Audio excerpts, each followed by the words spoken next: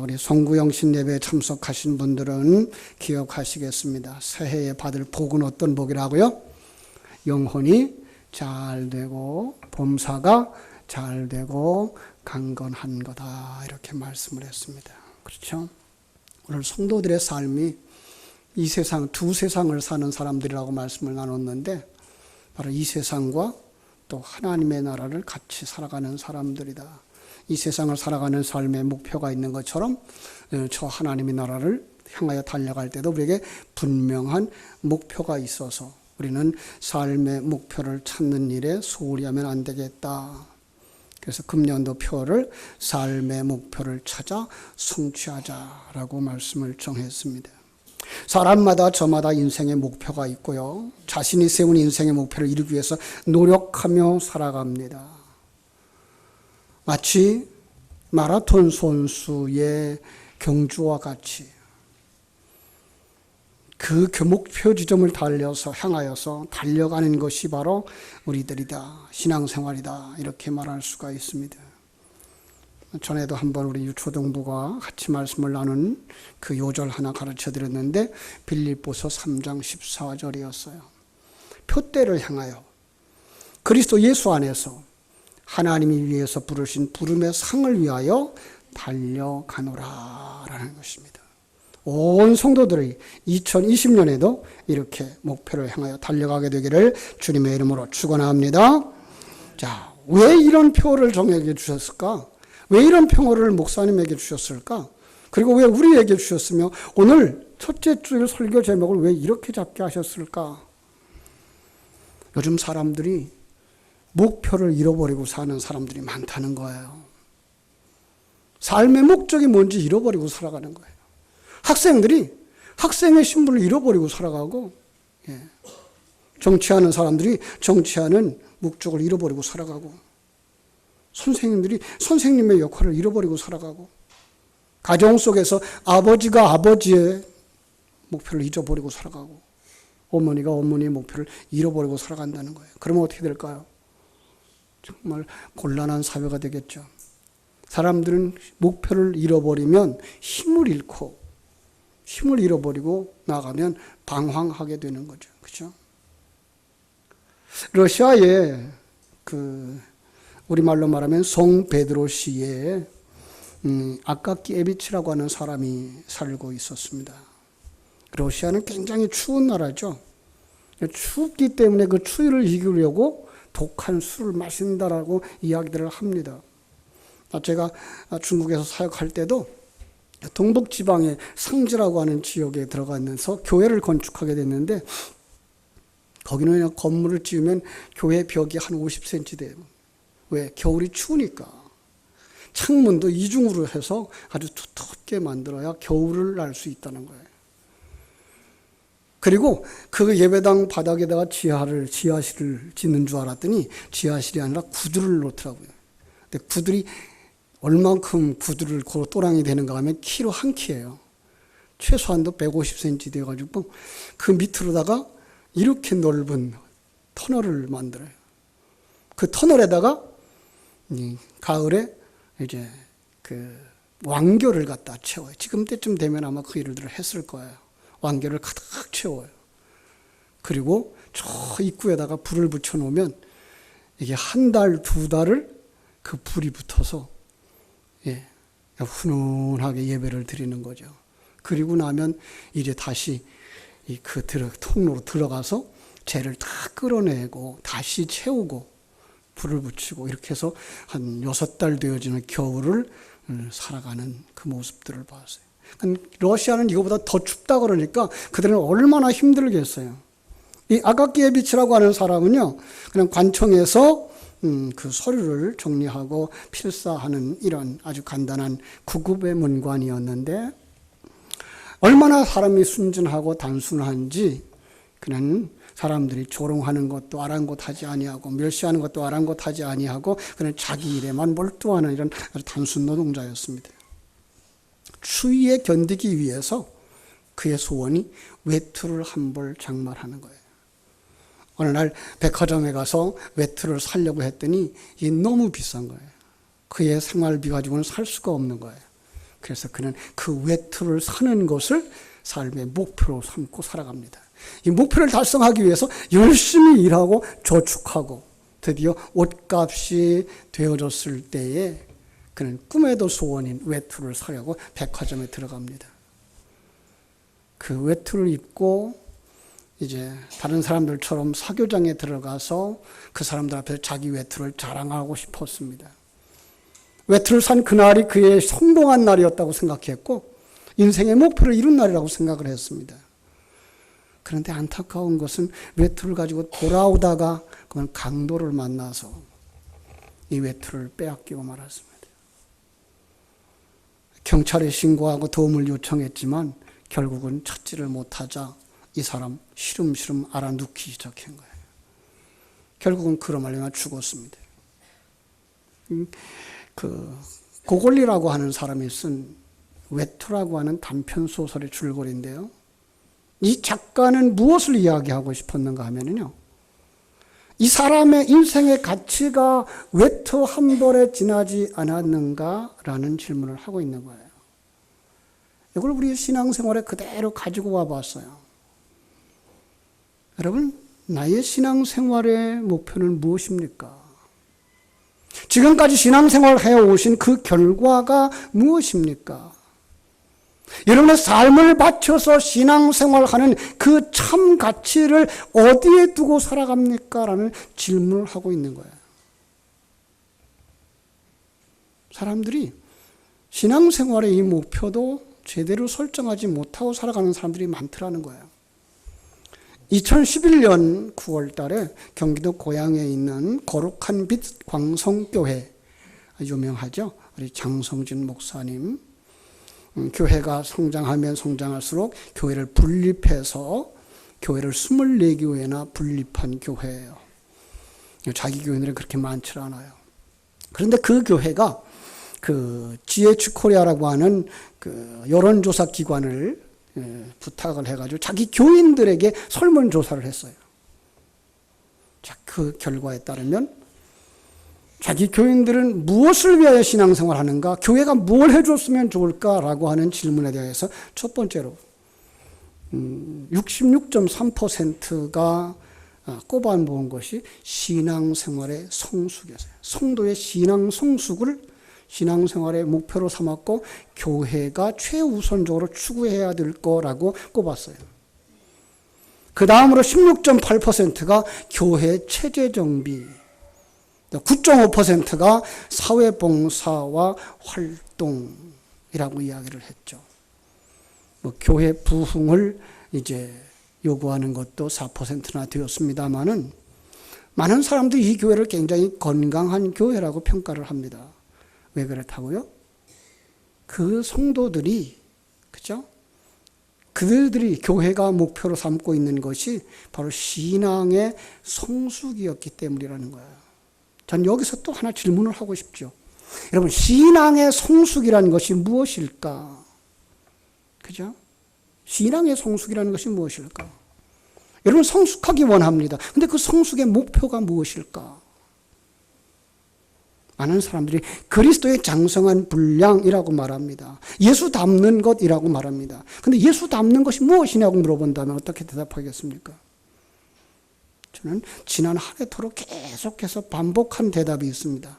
성부 하나님에게 있어서는 아들로 완성되어지는 겁니다. 아들답게 살아가는 것입니다. 아들이라는 말은 아버지의 유업을 잇는 자입니다. 아버지가 참 백정이었으면 아들도 백정인 것입니다. 아버지가 어부였으면 아들도 어부가 되는 것입니다. 아버지가 하는 일을 자식이 하는 것입니다. 이것이 아들다운 것입니다. 그래서 아버지다운 사람, 똑같은 그 속성을 가진 사람, 성자 하나님과의 관계 속에서 우리는 그리스도의 신부로서, 그죠? 옛사람을 벗어버리고 새사람을 입고 온전히 깨끗한 신부가 되어져서 주님과 한 몸을 이룰 수 있을 만한 거룩함, 성결, 그리고 아버지 앞에서의 아들의 모습, 그것을 닮아가기 때문에, 그렇게 하기 때문에 아들과 하나 되어진 신부로서 완성되어지는 것입니다. 그 성령 하나님과의 관계 속에서 우리는 성전으로 완성되어지는 것인데, 그 성전으로 완성되어지는 것이란 자기를 다 비우고 자기 속에 성령 하나님, 하나님의 진리와 하나님의 생명으로 가득 채우는 삶이 바로 우리의 삶의 목표라고 이렇게 정해드렸습니다. 저는 그것을 오늘 큰 테마로 여러분들에게 드리고 싶습니다. 우리 인생의 삶의 목표는 이 세상에서 높은 자리에 올라가는 거나 이 세상에서 많은 재산을 가지는 것에 있지 아니하고, 그것도 있어야 되겠죠. 그것은 그러나 그 사람의 그릇만큼이라는 것 기억하시고, 더 소중한 건 우리가 정말 하늘나라에까지 갈 수 있는, 하늘나라에서 평가받을 수 있는 하나님의 사람으로 완성되어져야 하는 줄로 믿습니다. 여러분, 천국을 삶의 목표로 삼고 나아가는 사람과 지옥을 목표로 하고 살아가는 인생이 어떻게 다르겠어요? 또 성도 안에서도 그렇습니다. 주님 앞에 서는 날 잘했다고 칭찬을 받고 싶고 정말로 상을 받고 싶은 사람의 목표와 그런 것들을 잊어버리고 그저 교회 안에 들어가서 예배를 드리고 그저 집으로 가면 세상 사람과 다를 바 없이 살아가는 그 두 사람의 차이는 얼마나 심할까요? 우리는 여기서 다시 한번 우리 신앙생활의 목표를 바르게 세우고 그 목표를 향하여 달려가고 마침내는 그 목표를 성취하는 여러분들 되어지기를 주님의 이름으로 축원합니다. 외람된 말씀이지만 아직까지 개인의 신앙생활의 목표를 확실하게 세우지 못하셨다면 오늘 말씀이, 그리고 금년에 우리 교회 표어가 여러분들의 신앙의 목표를 바르게 세워주는 아름다운 기회가 되어지기를 주님의 이름으로 축원합니다. 오늘 본문은요, 바울 사도가, 그죠? 목회자요 선교사이니 바울 사도가 에베소 교회를 향하여서 드렸던 기도였습니다. 그 기도의 내용은 에베소 교인들은 이런 교인들이 되기를 바란다라고 하는 목회자 바울의 목회 목표요 목양 지침이기도 한 것이고요. 오늘 성도들에게 이런 목표를 찾고 이런 목표를 성취하기를 바란다라고 요구하고 있는 것입니다. 여기서 아주 중요한 세 가지 기초를 이야기하고 있습니다. 자, 우리가 목표를 이미 정해드렸습니다.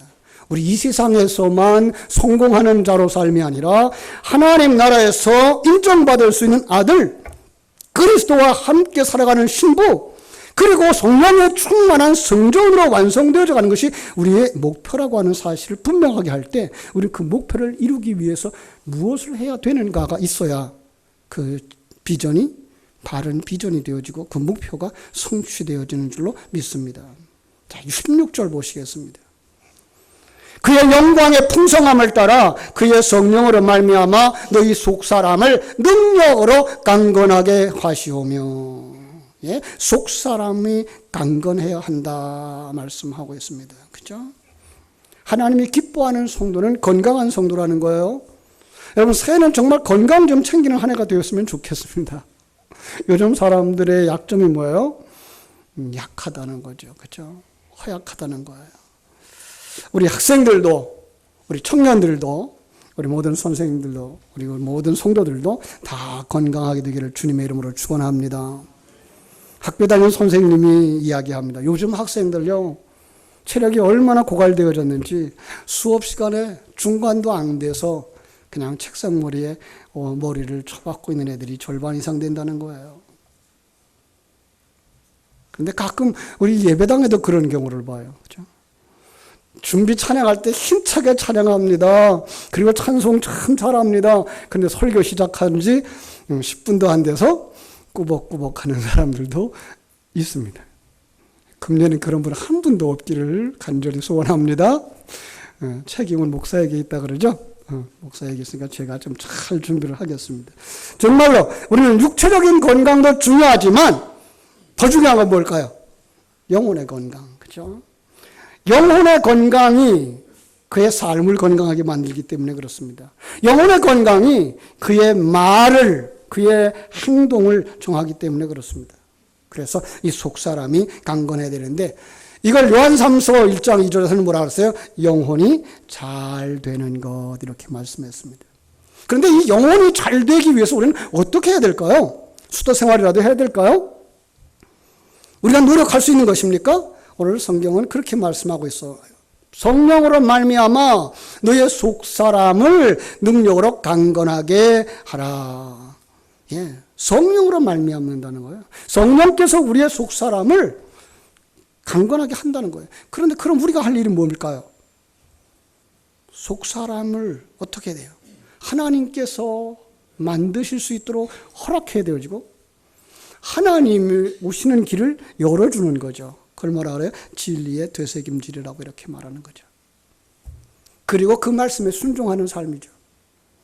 성령이 역사하시도록 자신을 드리고 그리고 성령에 예민하게 민감하게 반응하면서 거기에 순종하는 것이라 이렇게 말씀할 것입니다. 사랑하는 여러분, 금년 한 해는 정말로 성령 앞에서 민감하게 반응할 수 있는 감각이 살아있는 성도들 되시기를 주님의 이름으로 축원합니다. 이 성령의 인도함을 따라 민감하게 반응하는 사람들을 성령 충만이라고 말합니다. 성령님께 사로잡혀서 다른 생각이 끼어들 수 없는 상태, 그래서 성령 충만한 사람은 자기의 생각이나 자기의 고집을 내세우지 않습니다. 그걸 원해서 주님은 우리에게 뭐려고 하셔요? 나를 따라오려거든 자기 십자가를 지고 자기를 부인하고 나를 쫓을 것이라고 말씀했습니다. 내가 판단하고 내가 계획하고 내가 힘쓸 때 내 힘이 나타납니다. 옛사람이 승리하는 모습이죠. 그러나 성령께서 나를 통해서 일하실 때 성령님의 능력이 나타나는 겁니다. 새 사람이 승리하는 것입니다. 속 사람이 강건해지는 것입니다. 여러분 모두에게 이 속 사람이, 새 사람이, 그죠? 성령이 충만해서 하나님이 우리에게 주신 그 삶의 목표를 향하여 달려갈 수 있는 실력 갖춘 성도들 되시기를 주님의 이름으로 축원합니다. 17절은 그래서 그걸 다시 한번 이렇게 반복합니다. 믿음으로 말미암아 그리스도께서 너희 마음에 계시게 하라라는 겁니다. 목사님, 그건 우리 다 하고 있는 거 아닙니까? 예, 그렇습니다. 예수 믿는 사람 다 예수를 영접한 사람입니다. 예수님은 자기 안에 있습니다. 그런데 한번 물어보십시다. 예수님이 여러분의 주인 되십니까? 그래서 예수님의 말씀에 아멘하고 순종하며 성령의 인도하심 속에 아주 민감하게 반응하십니까? 그렇게 사는 것이 성도이죠. 그렇죠? 바울 사도는 그런 사람의 예를 자기 자신이라고 이렇게 얘기를 해요. 내가 그리스도와 함께 십자가에 못 박혔나니 그런즉 이제 내가 사는 것이 아니요 오직 내 안에 그리스도께서 사는 것이라. 이제 내가 육체 가운데 사는 것은 나를 사랑하사 나를 위하여 자기 자신을 버리신 하나님의 아들을 믿는 믿음 안에서 사는 것이라 라고 말씀합니다. 오직 내 안에 누가 사셔요? 그리스도께서. 그리스도를 마음에 모시고 사는 사람을 임마누엘을 누리는 사람이라고 하고요. 그렇죠? 주님과 동행하는 사람이라고 말합니다. 더 정확하게 말하면 주님을 주인님으로 모시고 사는 사람. 예수님을 주인으로 모시기 때문에 자신은 낮아질 수밖에 없습니다. 자기가 결정하지 않고 말씀을 따라갑니다. 그래서 남들이 보면 그 사람은 예수 믿는 사람다운 표시가 납니다. 작은 예수처럼 사는 사람입니다. 여러분, 그리스도인이라고 하는 말은 그리스도를 따르는 사람, 그리스도처럼 사는 사람을 의미하지 않습니까? 그런데 이 그리스도처럼 사는 사람들은 어디에 교회에서 가장 먼저 드러났는지 아십니까? 그렇죠? 안디옥 교회죠. 안디옥 교회. 안디옥 교회는요, 예루살렘 교회가 스데반의 순교와 함께 핍박이 일어났을 때 각처에 흩어지는데, 흩어지는 사람들 가운데에 어떤 사람들이 안디옥에 머물러서 거기서 안디옥에서 유대인들과 이방인들이 함께 세워진 교회였습니다. 그런데 그들은 우리는 그리스도인이야 라고 말하지 않았는데 교회 밖의 사람들이 그들이 전하는 그 복음을 들으면서 복음 속에서 예수의 이야기를 들었고 예수의 삶에 대한 이야기를 듣고 보니까 당신들이 그렇게 사는구나. 그래서 그들이 교회 안에 있는 성도들을 향해서 그리스도 닮은 사람들, 그리스도처럼 사는 사람들이라고 이야기를 했던 것이죠. 그렇습니다. 사랑하는 여러분, 정말 하나님의 아들이요 그리스도의 신부요 성령의 정의로 목표를 삼고 나아가는 사람들의 이 세상에서의 삶은 무엇이라고요? 예수처럼 사는 삶, 작은 예수가 되는 삶. 다른 사람이 예수 닮았어. 당신 예수 믿는 사람이죠? 라고 말할 수 있을 정도로 그리스도의 향기를 드러내는 삶이 되어야 할 줄로 믿습니다. 그러한 삶을 살아가는 아주 중요한 비결을 이 17절로 19절이 말하고 있습니다. 한번 같이 읽어볼까요? 17절. 믿음으로 말미암아 그리스도께서 너희 마음에 계시게 하시옵고 너희가 사랑 가운데서 뿌리가 박히고 토가 굳어져서 능히 모든 성도와 함께 지식에 넘치는 그리스도의 사랑을 알고 그 너비와 길이와 높이와 깊이가 어떠함을 깨달아 하나님의 모든 충만하신 것으로 너에게 충만하게 하시기를 구하노라. 아멘. 여러분, 바울 사도의 간절한 소망이었고요. 김 목사의 간절한 소원입니다. 정말로 여러분들이 믿음으로 말미암아서 그리스도께서 여러분의 마음에 계시기를 주님의 이름으로 축원합니다. 정말 여러분들이 그 사랑 가운데서 뿌리가 박히고 터가 굳어져서 정말 그리스도의 사랑을 알고 그리스도의 사랑이 꽃 피우고 그리스도의 사랑이 열매 맺게 되기를 주의 이름으로 축원합니다. 이 굿뉴스 바이블이라고 하는 선형결 세보면 이걸 이렇게 간단하게 번역을 했더라고요. 비록 완전하게 알 수 없다 하여도 그의 사랑을 알게 되기를 바랍니다. 라고. 그래서 여기서 어떤 그 찬양 사역자가 가사를 뽑아냈죠. 그렇게 표현했어요. 다 표현 못해도 나 표현하리라. 다 고백 못해도 나 고백하리라. 우리 찬양 같이 불러볼까요? 다 표현 못해도 나 표현하리라. 다 고백 못해도 나 고백하리라. 다 알 수 없어도 나 알아가리라. 다 닮지 못해도 나 닮아가리라. 그 사랑 얼마나 아름다운지 그 사랑 얼마나 날 부욕해 하는지 그 사랑 얼마나 크고 놀라운지를 그 사랑 얼마나 나를 감격하게 하는지. 뭐 하겠다고요? 표현하겠다고요. 고백하겠다고요. 알아가겠다고요. 닮아가겠다고요. 그렇습니다. 이것이 우리의 고백이 되어지기를 주님의 이름으로 축원합니다. 고린도전서 13장 12절에 보면 바울 사도는 우리가 이 세상에서는 희미하게 알 뿐이지만 그날에는 완전하게 알게 된다라고 했습니다. 성도는 이제까지 살아온 세상적인 가치관, 옛사람을 벗어버리고 그리스도의 사랑으로 살아가는 것입니다. 새로운 가치관을 가지고 살아가는 것입니다. 마치 식물이 물을 먹고 자라가는 것 같이 성도들은 그리스도의 사랑을 먹고 자라는 줄로 믿습니다. 건축할 때에 참으로 기초가 뭐가 되겠어요? 그리스도의 사랑이 우리들의 성전의 기초가 되어져야 할 줄로 믿습니다. 이 그리스도를 알아가는 것은 학벌과 관계가 없더라고요. 지식 수준과 상관없어요. 그래서 세상에 온갖 지식을 다 가진 사람이라도 그리스도를 모르는 경우가 있고요. 반대로 학벌이 없어도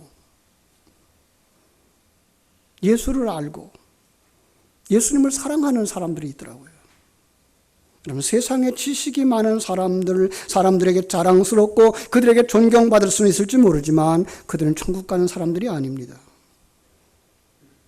우리는 예수님을 알고 예수님을 알아가는 사람이 되어짐으로 말미암아서 우리는 천국 가는 사람들이 되어진 줄로 믿습니다. 그리고 그 생명이, 그 예수를 아는 그것이 생명이 되어져서 그것을 진리로 삼고 그것을 길로 삼고 그것을 생명으로 삼고 나아가는 사람들에게 하나님께서 그리스도를 본받았다, 예수를 닮았다라는 말을 하는 줄로 믿습니다. 5세기 초에 북아프리카에 반달족이 있었습니다.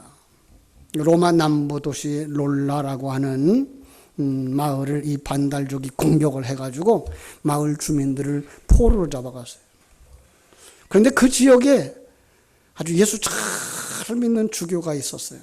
파울리누스라고 하는 분인데, 이 노예로 잡혀간 사람들을 다시 돌아오게 하려고 자기 전 재산을 팔아서 노예값을 지불하고 그들을 구해오기 시작합니다. 근데 그 돈이 한계가 있잖아요. 얼마 찾아오지 못했죠. 근데 어느 날 가난한 과부가 찾아와서 이야기합니다. 우리 외아들이 잡혀가서 지금 노예로 살아가는데 그 아이들 좀 구해다 주세요. 너무나 딱한 생각이 들었죠. 그래서 그를 구하고 싶어서 백방으로 노력했지만 그를 구할 길이 없습니다. 돈이 다 떨어졌거든요. 그래서 반달족 노예 책임자를 찾아갑니다. 그 아이를 돌려주면 내가 그 속에 들어가서 당신들의 노예 노릇을 하겠습니다. 거래가 이루어졌어요. 아이를 엄마에게 돌려주고 자신이 노예가 되어져서 일을 합니다. 그런데 그가 그냥 대충 하는 게 아니라 아주 성실하게 일을 하는 거예요. 호감을 가진 반달족장, 그죠? 그를 찾아서 이 사람이 누군가 알아보던 중에 아주 명망 높은 주교임을 알게 되고 그의 행동에 감동되어서 그를 돌려주기로 생각을 합니다. 그리고 그 마을에서 잡혀온 사람들도 다 돌아가게 해주었습니다. 하나님이 자신에게 맡겨주신 영혼들이라고 하는 것을 생각하고 그들을 지키기 위해서 파울리우스는 자신의 모든 것을 포기했던 것이죠.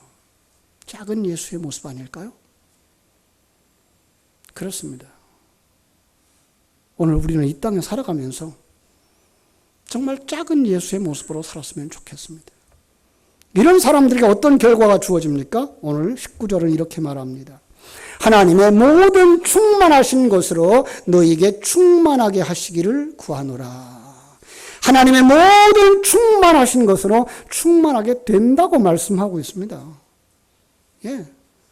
자기를 비우고 하나님으로 채우면 그 하나님의 충만하신 것으로 자신에게 충만된다고 말씀하고 있는 것입니다.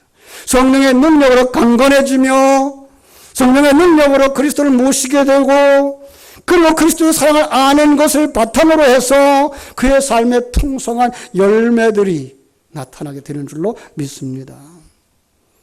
그 풍성함이란 우리가 예측할 수가 없는 것들이죠. 그래서 20절 이렇게 말씀하는 거예요. 그 가운데 역사하는 능력대로 우리가 구하려거나 생각하는 모든 것에 더 넘치도록 능히 하실 이라고. 마치 이사야가 했던 말을 그대로 가져온 것 같지 않아요? 이사야가 뭐라고 말합니까? 55장에서 이는 내 생각이 너희 생각과 다르며 내 길은 너희의 길과 다름이니라. 여호와의 말씀이니라. 이는 하늘이 땅에서 높음같이 내 길은 너희의 길보다 높으며 내 생각은 너희의 생각보다 높음이니라 라고 말씀하고 있습니다. 사랑하는 여러분, 하나님이 우리에게 주실 그 풍성함은 각 사람들을 통해서 각양의 모습으로 나타납니다. 그래서 우리는 서로 비교할 것이 아니라 서로 격려할 수 있어야 됩니다. 서로 칭찬해 줄 수 있어야 됩니다. 전에는 간단한 예화들을 사용했어요. 전기가 들어오면 전등을 통해서는 빛이 나고 냉장고를 통해서는 찬바람이 나오고, 그죠? 전열기를 통해서 뜨거운 바람이 나온다고. 근데 요즘은요, 정말 그 풍성한 것들이 너무나 많아요. 이 컴퓨터, 이게 지금 전 세계에 영향을 끼치지 않은 곳이 없습니다. 처음에는 계산기였죠. 계산하는 거였어요. 그런데 그것이 지금은 무기 속에 들어가서 자기들이 목표로 삼은 곳에 무기가 찾아가는 그런 역할을 하죠. 산업 현장에서, 농업 현장에서, 그죠? 사람들보다 더 성실하게 일하는 일꾼들로 변해져 가고 있죠. 여러분 손에 달려있는 휴대폰도 얼마나 많이 발전하고 있는지 모릅니다. 가장 풍성함이 있는 컴퓨터 하나를 통해서 다 드러나고 있는 것. 여러분 기계도 그러하거늘 하나님의 은혜에 어떻겠습니까? 각 사람을 통해서. 오늘 우리 주일 학생들에게 그런 얘기를 했어요. 하나님께서 각 사람에게 비전을 주신다. 그래서 그 비전이 각양이 다르다. 남의 비전이라고 해서 흉보지 말고 그걸 격려해 주자. 되새김질 하자. 그리고 선포하며 나가자. 여러분 우리가 그래야 될 것입니다. 하나님께서 우리에게 주신 그 비전을 가지고 성실하게 실력을 쌓아 나아갈 때 하나님께서 그 비전이 여러분 속에서 성취되어지는 날 이루어지게 해주실 줄로 믿습니다. 기도하겠습니다. 아버지 우리 하나님 크신 은혜와 사랑을 감사하고